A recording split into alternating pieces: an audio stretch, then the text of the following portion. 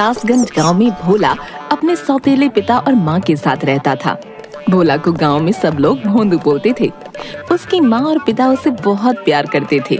भोला अपने नाम की तरह बहुत भोला था। पिता उसे समझाया करते थे। गांव वाले अक्सर उसे बेवकूफ बना देते थे। भोंदू, ओ भोंदू, इधर तो आ। भोंदू, ई ले 5 रुपए सामान के, फटाफट रामदीन चचा को दे आ। मैं बोल के आया हूँ कि अभी भेज रहा हूँ। जी पिताजी, अभी दे आता हूँ। हाँ, लेकिन काम करके जल्दी आ जाना।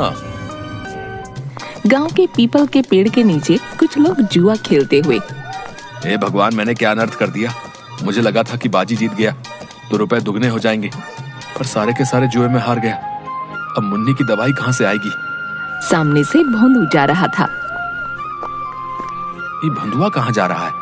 पूछता हूँ, शायद कोई मदद कर दे। भोंदू, ओ भोंदू, कहाँ भागे जा रहे हो भैया?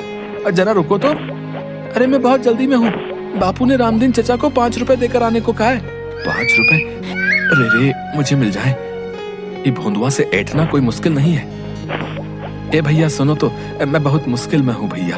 तुम बहुत दयावान हो, थोड़ी मदद कर दो। क्या हो गया, ऐसा क्यों बोल रहे हो? भाई, मुन्नी की तबीयत बहुत खराब है। मुझे 1 महीने से कोई काम नहीं मिला, बेरोजगार हूँ। तुम ये 5 रुपए मुझे दे दो। नहीं नहीं, बापू गुस्सा करेंगे। भाई, आज दवाई लाना जरूरी है। मैं पक्का कुछ भी करके तुमको कल रुपए वापस ला कर दे दूंगा। तुम रामदीन को कल दे देना, कुछ नहीं बिगड़ेगा। कल? हाँ भैया, पक्का कल दे दूंगा। आज मदद कर दो। भोंदू ने उसे रुपये दे दिए। भगवान तुम्हें खूब तरक्की दे भैया। भोंदू ने आकर पिता को सब बता दिया।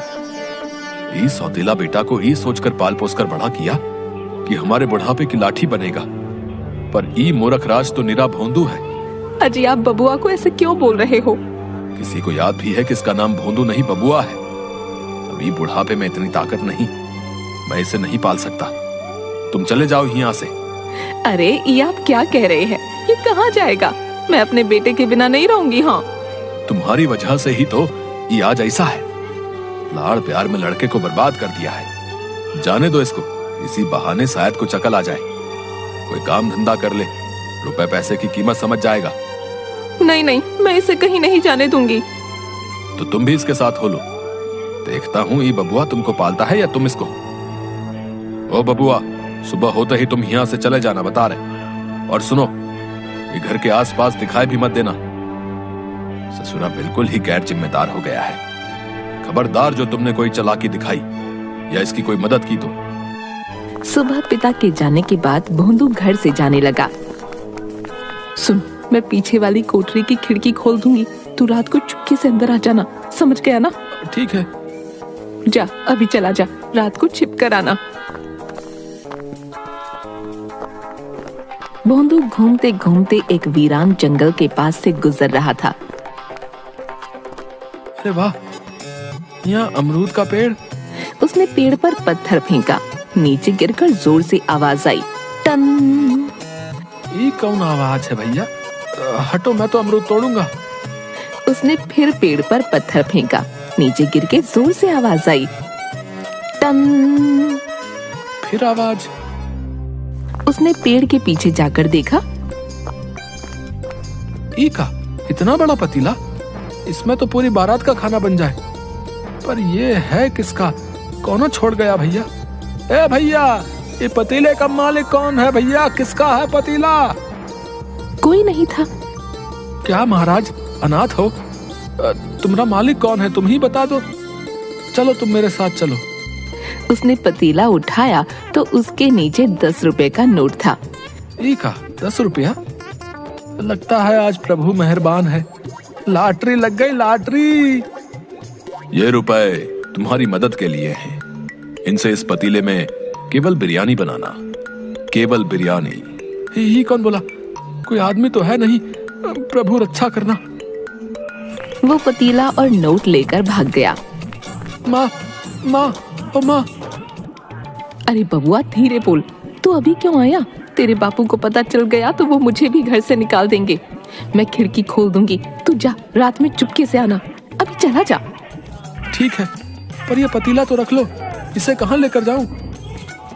इतना बड़ा पतीला कहाँ से उठा लाया? जंगल से, और ये देखो 10 रुपए का नोट भी मिला। माँ ये बेचारा अनाथ है, अब से ये भी हमारे साथ ही रहेगा। पतीला कोई अनाथ होता है? माँ मैं सच कह रहा हूँ, जंगल में पता नहीं किसकी आवाज आ रही थी, हम दोनों डर गए। अरे कैसी बातें कर रहा है, सच्ची में तू भोंदू है, तभी तुझे सब पागल बनाते हैं। इसे नीचे रख और तू जा यहाँ से। सुन, 10 रुपए है ना, इनसे कुछ खा पी लेना। ना ना ना, माँ डरावनी आवाज बोली कि इनसे सामान लेकर पतीले में बिरयानी बनानी है। मेरे बेटे तू सच्ची इतना भोंदू क्यों है? माँ ये बिरयानी के रुपए हैं। भोंदू, आज तो तूने समझदारी की बात कर दी। अरे इन रुपयों से तो इस पतीले में खूब सारी बिरयानी बन जाएगी। तू उसे बेच देना, कोई काम होगा तो तेरे बापू तुझे वापस बुला लेंगे। सच्ची? आते हैं।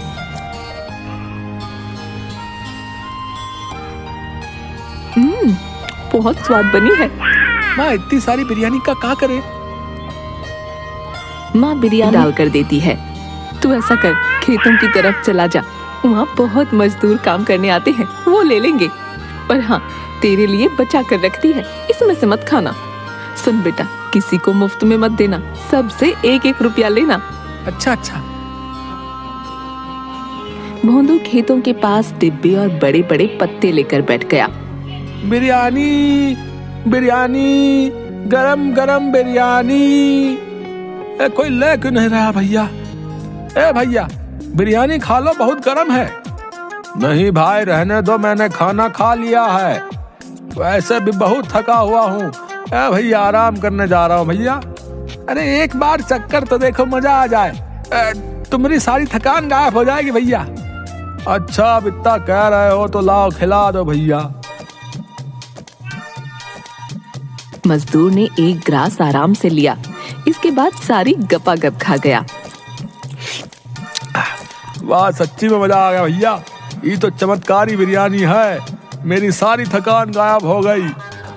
मजदूर ने खेतों में आकर बाकी मजदूरों को ये बात बताई। सब ने आकर भोंदू की बिरयानी खाई। भोंदू सबसे रुपये लेकर वहाँ से चला गया। वाह इतने सारे रुपए हो गए, माँ खुश हो जाएगी। बापू को पता चलेगा तो मुझे घर में आने देंगे। मिल गया है? अरे ये क्या बड़बड़ा रहा है रे, बिरयानी बेची कि यूं ही आ गया? अरे माँ रुपए मिले और बूढ़ी माई का आशीष भी मिल गया। क्या कह रहा है? ये देखो सारी बिरयानी बिक गई, और रास्ते में एक बूढ़ी माई मिली थी, उसने खूब आशीष दिया। अरे भोंदू, मुझे पकड़ कहीं मैं गिर ना जाऊं। अरे अरे माँ, मेरे भोंदू ने एक दिन में रुपये कमा लिए। भगवान, ये कोई सपना तो नहीं? माँ तुम भी बिरयानी खाओ, सब कह रहे थे ये बिरयानी चमत्कारी है, इसे खाते ही उनका जी अच्छा हो गया। अरे सुनती हो, कहाँ हो? अरे रे भोंदू, तेरे बापू आ गए, तू अंदर वाले कमरे में जाके छिप जा। भोंदू भागकर कमरे में छिप जाता है। ये लो पानी पी लो। भोंदू आया था यहाँ? नहीं नहीं, वो नहीं आया। सच सच बताओ, तुम दोनों माँ बेटे ने मिलके आज क्या खिचड़ी पकाई है? खिचड़ी? खिचड़ी नहीं, हमने तो बिरयानी पकाई थी। पर आपको ये बात कैसे? आते समय खेतों वाले मजदूर मिले थे रास्ते में, बोल रहे थे तुहार बेटा आज बिरयानी लाया था, वो कमाल की थी, उसे बोलना कल भी ले आए। अच्छा, वो सच्ची में ऐसा बोले? हाँ, ये क्या माजरा है भाई? भोंदू ने कोई काम शुरू किया है तो बताओ, मैं उसकी पूरी पूरी मदद करूंगा। सौतेला हूं तो क्या हुआ, हूं तो बाप ही। 1 बरस का था जब तुमने उसे मेरी गोद में दे दिया था। मेरी कोई औलाद नहीं है, मुझे बाप होने का एहसास उसी ने करवाया है। तुम क्या सोचती हो, उसे घर से निकाल के मैं खुश रहता हूं भला? वो भोंदू नहीं, भोला है। सब लोग उसे बुद्धू बनाकर अपना मतलब साधते हैं। बस यही चाहता हूं वो अपने पैरों पर खड़ा हो जाए, नहीं तो हमारे जाने के बाद ये गांव वाले उसे जीने नहीं देंगे। ना ना, ऐसा मत कहिए, मैं जानती हूँ आप उसे बहुत प्यार करते हो। कुछ हो जाए, आज तक आपने उसे कभी न छुआ। ये गांव वाले तो अपनी औलाद की गलती पर उसे मार मार कर अधमरा कर देते हैं। धत, एक ही तो लड़का है, पीटने के लिए थोड़े है। सुनो, कहाँ है वो, बुला लो। ओ तो मैं तुम्हें भी अच्छे से जानता हूँ, जहाँ छिपाया है बुला लो।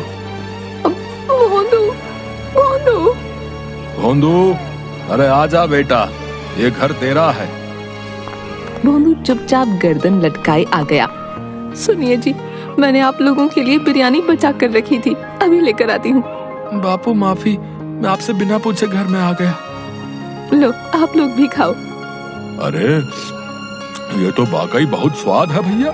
है? सुनो, भोंदू की कमाई का एक पैसा खर्च नहीं करना, संभाल के रखना। बिरयानी बनाने के रुपए मैं दूंगा। भोंदू की बिरयानी खूब बिकने लगी। वो जितने डब्बे लाता सब बिक जाते। सारे कासगंज में भोंदू की बिरयानी चर्चित हो गई।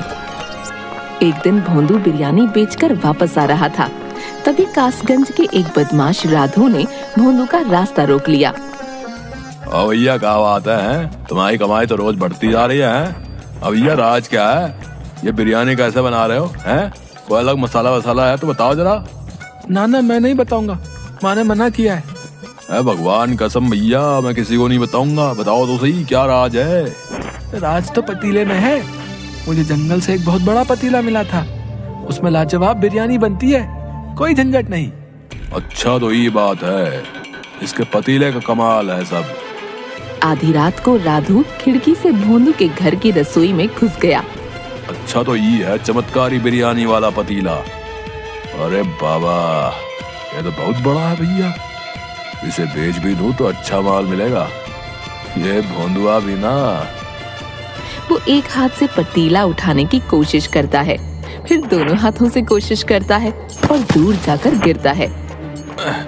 ये पतीला दिखने में इतना भारी तो नहीं लगता। दोबारा उठाता हूँ। उठाने पर पतीले में से एक हाथ निकलकर उसे उठाकर दूर फेंक देता है। तेरी इतनी हिम्मत? अरे बेटा, अभी बताता हूँ। दूसरी तरफ कमरे में सुनो, भोंदू की कमाई के रुपए लेकर आओ। देखो तो कितने हो गए हैं। माँ रुपयों की गड्डी ले आती है। 1000, 2000, 3000। अरे आधी रात को आप क्यों? मजूर की आवाज आई। आजा। मर गया रे बाबा। इतना जोर से धक्का तो कोई पहलवान भी नहीं मारता। भोंदू, माँ और पिता आ जाते हैं। तुम यहाँ क्या कर रहे हो रे? देखते नहीं, चोरी करने आया है, मारो इसे। नहीं नहीं नहीं, मारना नहीं। पहले ही इस पतीले ने ऐसा धक्का मारा है कि मेरी कमर ही टूट गई है। तुम्हारी हिम्मत कैसे हुई? तो पंचायत में तुम्हारी शिकायत करूंगा।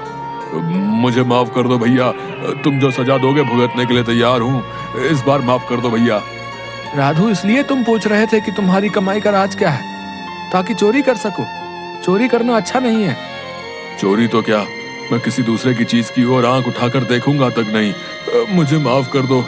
अरे चलो निकलो यहाँ से, पंचायत के लिए तैयार रहना भैया। हाँ। माँ और पिता भी रसोई से चले गए। तभी भोंदू रसोई से बोला, माँ, ओ माँ, बापू जल्दी आओ। अरे क्या हुआ? क्यों चिल्ला रहा है? पतीले में से आवाज आ रही है। अरे तू फिर से शुरू हो गया। कल से कह रहा है पतीला बोल रहा है। अरे बेटा, तेरा ये भरम है, पतीला नहीं बोलता। तभी पतीले से आवाज आई।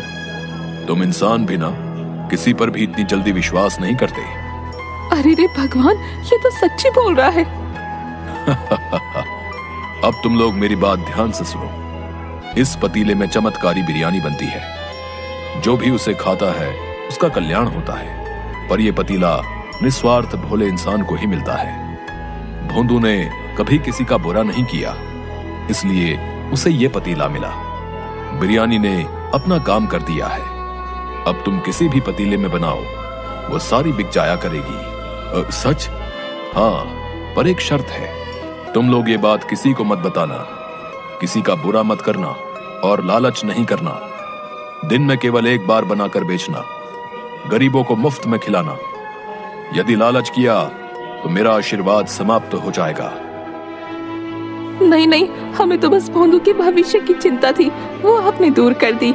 अच्छा चलो, अब मैं चलता हूँ। अब किसी और अच्छे इंसान की सहायता करनी है। पतीला जोर से घूमता हुआ धुएं में परिवर्तित होकर उड़ गया। उसकी जगह गरीब का जादुई हीटर। खाने के लिए तो कुछ बचा ही नहीं। अब मैं अपने बच्चों को क्या खिलाऊंगी? शिवन्या के घर का सारा राशन खत्म हो चुका था। उसे समझ नहीं आ रहा था कि वो अपने भूखे बच्चों को क्या खिलाए। वो कुछ अपने बच्चों के लिए बना पाती, तभी उसकी सास उसे आवाज लगाकर कहती है, अरे बहू, क्या है? अरे अभी तक तूने कुछ खाने के लिए नहीं बनाया है। जी माँ जी, अभी बना देती हूँ। वैसे माँ जी, मेरे पास राशन खत्म हो गया है। क्या मैं अपने बच्चों के लिए भी थोड़ा सा खाना बना सकती हूँ? क्यों, राशन क्या तेरा बाप भर कर गया था? अरे ज्यादा हवा में मत उड़। इस घर में तुझे रहने के लिए जगह दी गई है, इसे अपनी किस्मत समझ। ऐसा कहकर उर्मिला अपने कमरे में चली जाती है, जिसके बाद शिवन्या मायूस होकर चुपचाप अपनी सास और अपने पति के लिए खाना बनाने चली जाती है। एक ही घर में रहने के बावजूद भी शिवन्या और उसके बच्चों के लिए उसकी सास ने अलग रसोई बना रखी थी, ताकि शिवन्या अपने बच्चों और अपने लिए उनकी रसोई से खाना ना बना सके। शिवन्या गरीब घर से थी, इसलिए उसकी सास उसके साथ ऐसा करती थी। ऐसा कब तक चलता रहेगा? इस घर में होने के बावजूद भी मेरा ये हाल है। मैं इस घर की बहू हूँ, इसके बाद भी मेरी सास मेरे ऊपर इतना अत्याचार करती है।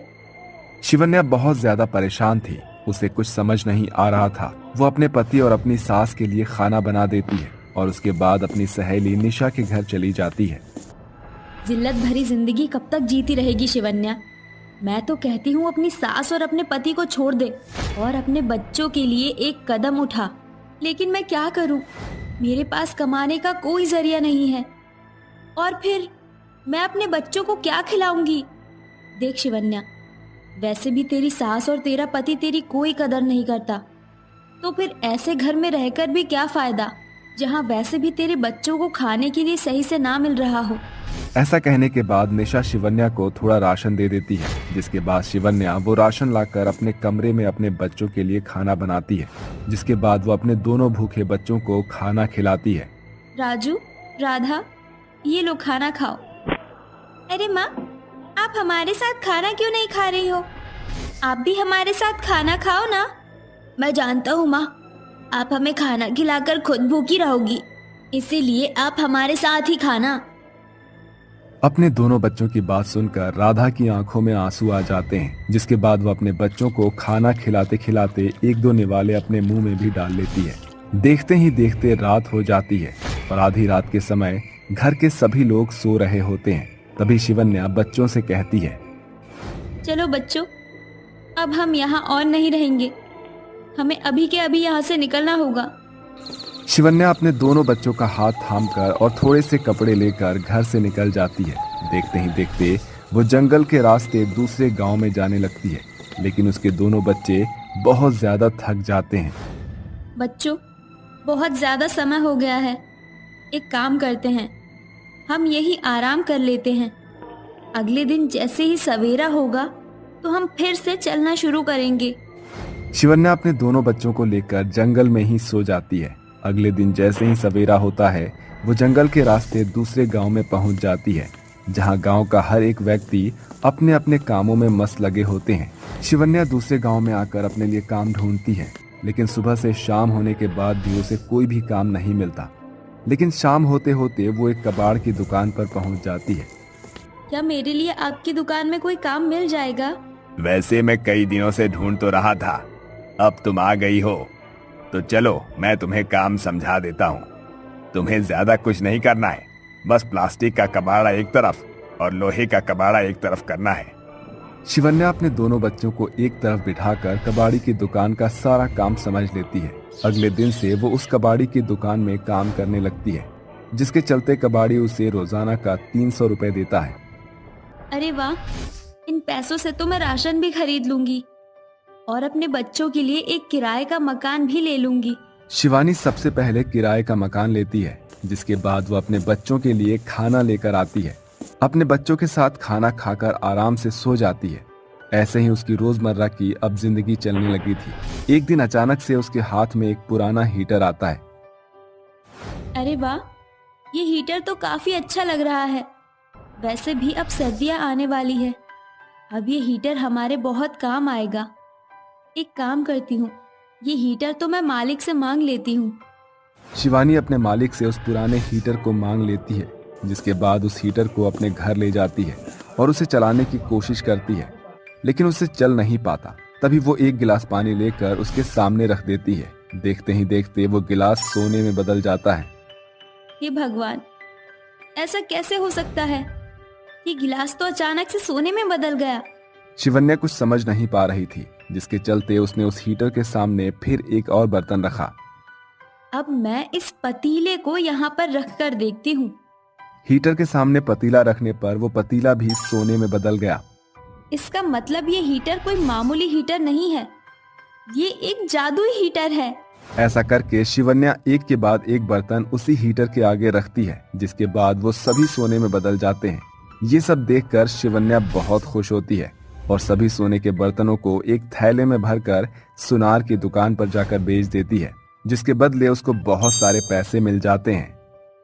अरे वाह, इतने सारे पैसे! इतने सारे पैसों से तो मैं अपना खुद का घर खरीद लूंगी और मेरी सारी परेशानियां भी खत्म हो जाएगी।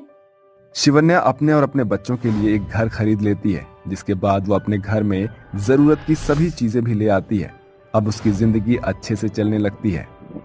ये सब तो ठीक है, अब मुझे अपने बच्चों को अच्छी शिक्षा देने के लिए अच्छे स्कूल में भी डालना है।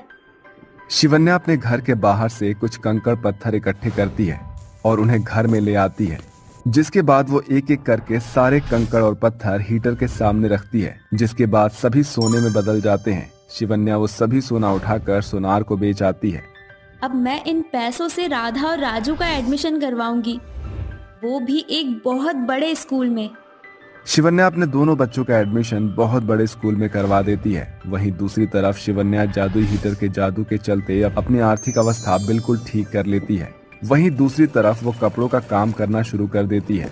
वो एक बहुत बड़ी कंपनी खरीदती है और उस कंपनी के जरिए अपना बिजनेस शुरू कर देती है। कुछ ही समय में वो बहुत अमीर हो जाती है, जिसके चलते अब वो न्यूज़पेपर और अखबारों में आने लगती है।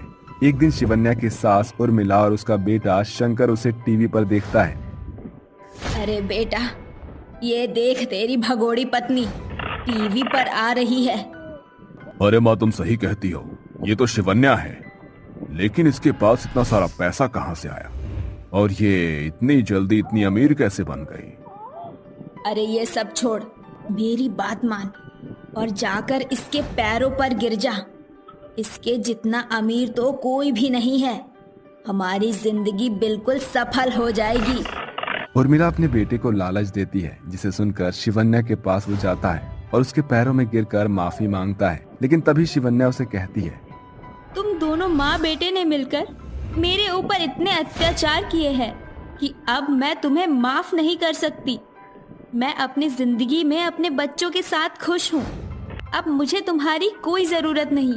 ऐसा कहकर शिवन्या शंकर के मुंह पर अपने घर का दरवाजा बंद कर देती है और घर के अंदर चली जाती है, जिसके बाद शंकर को अपनी गलती का एहसास होता है और वो वहाँ से वापस लौट आता है।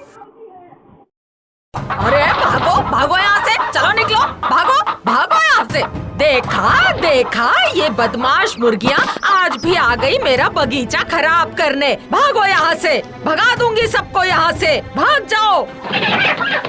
रोज रोज यहाँ आकर गंदगी फैलाते हैं, उसको क्या मैं साफ करती रहूंगी? बस अब मैंने बहुत सहन कर लिया और नहीं सहन करूंगी। इनको भगा कर ही रहूंगी, मेरे हाथ तो लग जाए। अरे ओ पुष्पा, भाग जाओ। सुबह सुबह ये मंदा ऐसे गले फाड़ फाड़ कर क्यों चिल्ला रही है भला?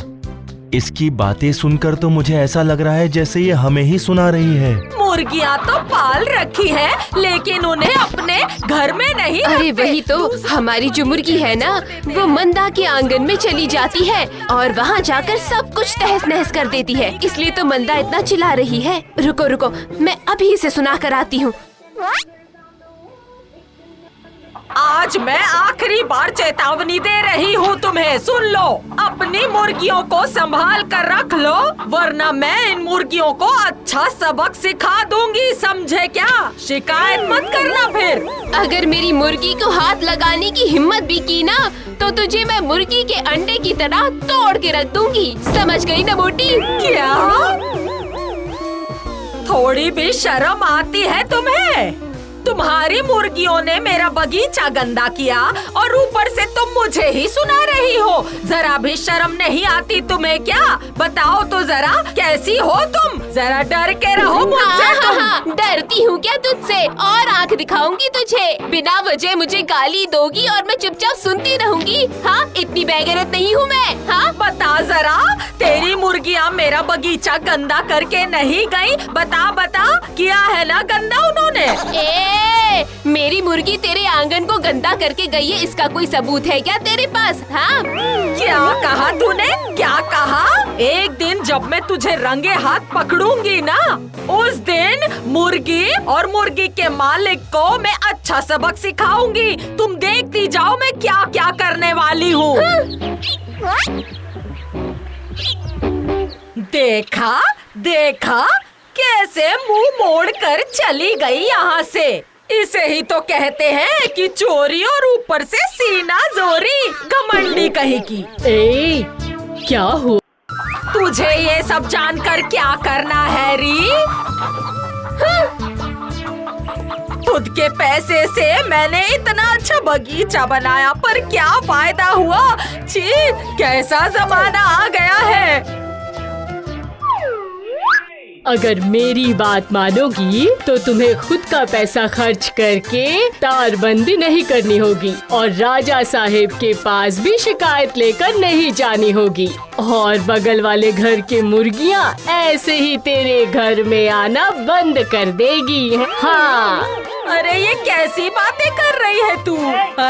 हाँ। क्या कह रही है? सिर्फ कह नहीं रही हूँ, बहुत सोच समझ कर कह रही हूँ। वैसे तेरा इरादा क्या है? मुझे मुर्गी के 6 अंडे खरीद कर ला के दे। मुर्गी के अंडे?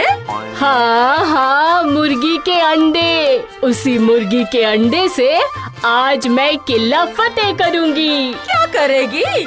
वो जब मैं करूँगी तब तुम्हें दिख ही जाएगा।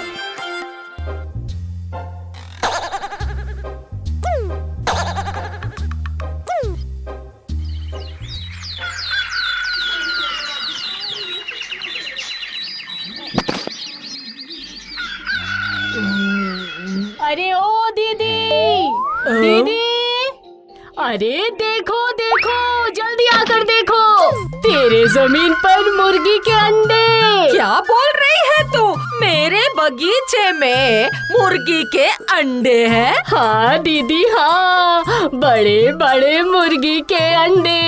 ये देखो देखो देखो देखो। हाँ? हाँ, सच में ये तो मुर्गी का अंडा ही है। मुर्गी का अंडा, वाह वाह। ओ दीदी, अरे ओ दीदी, मैं कहाँ जाऊँ दीदी? यहाँ पर तो एक और अंडा है, देखो।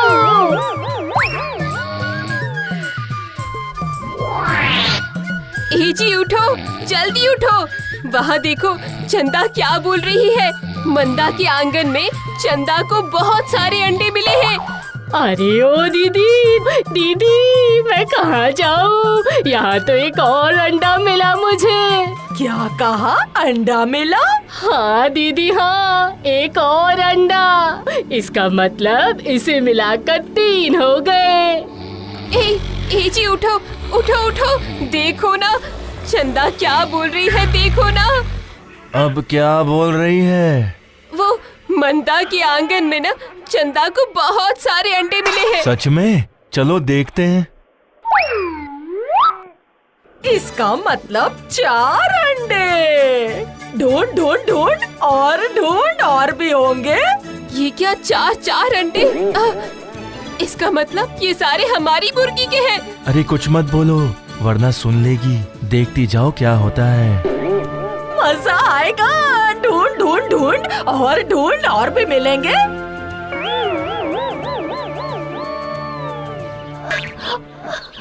अरे बाप रे, एक और अंडा मिला मुझे। आज का दिन तो बहुत अच्छा है।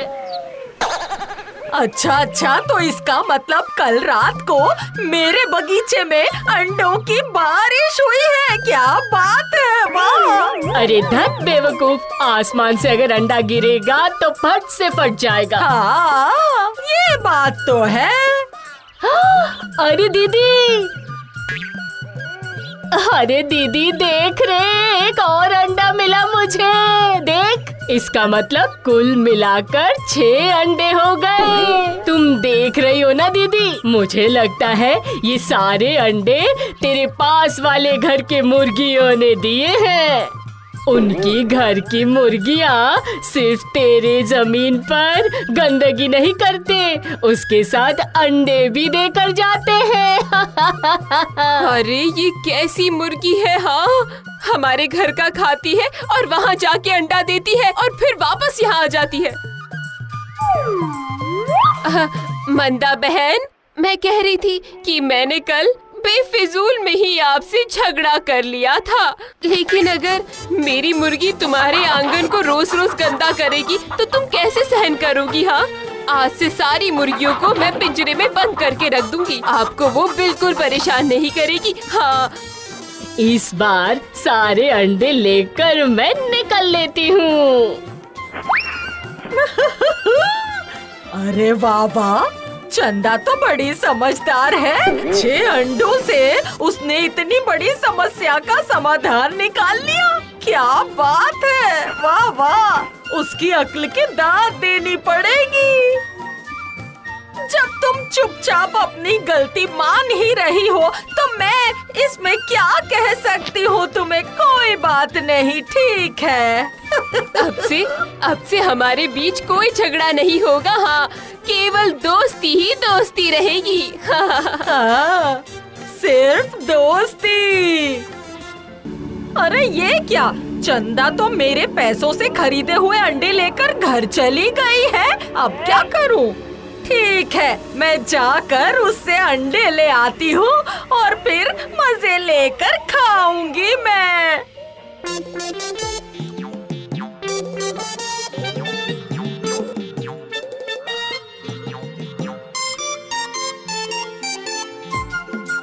स्वादिष्ट है। क्या स्वाद है। कितने दिनों बाद इतने सारे मुर्गी के अंडे उबाल कर खा रही हूँ। अरे चंदा, जरा ला तो, मेरे अंडे वापस कर दे। अंडे? वो तो नहीं है। नहीं है मतलब? कहाँ गए? यहाँ पर। क्या मतलब? मतलब मुंह से सीधा पेट के अंदर 5 अंडे चालान कर दिया है। बाकी है ये 1 अंडा, ये भी जा रहा है पेट के अंदर।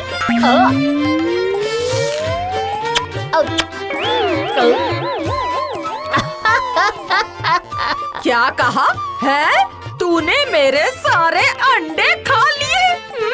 मैं तुझे नहीं छोड़ूंगी। ये क्या, मेरे पैसों से खरीदे हुए अंडे तूने खा लिए? तुझे तो आज मैं मार ही डालूंगी, नहीं छोड़ूंगी तुझे। मुझे अगर हाथ लगाया तो मैं बगल वाले घर के पति और पत्नी को सारी बातें सच सच बता दूंगी। क्या नहीं दीदी? हाँ, और सारी बातें पता लगने पर वो लोग फिर से मुर्गियों को छोड़ देंगे और वो आकर फिर से तेरी जमीन को गंदा कर देगी। और वो रोकने के लिए तुझे बहुत सारे पैसे खर्च करके तेरी जमीन के चारों तरफ तारबंदी करनी होगी। ऐसा करना होगा? इससे अच्छा यही होगा कि सारी बातों को दबा दो। सिर्फ 6 अंडों की तो बात है। अरे रे बाबा बाबा, कितना भयंकर है ये सब। क्या बोल रही हो? तूने मुझे बेवकूफ बनाया और उसके बाद तू मेरे सारे के सारे अंडे खा गई। वो अंडे ना बहुत स्वादिष्ट थे।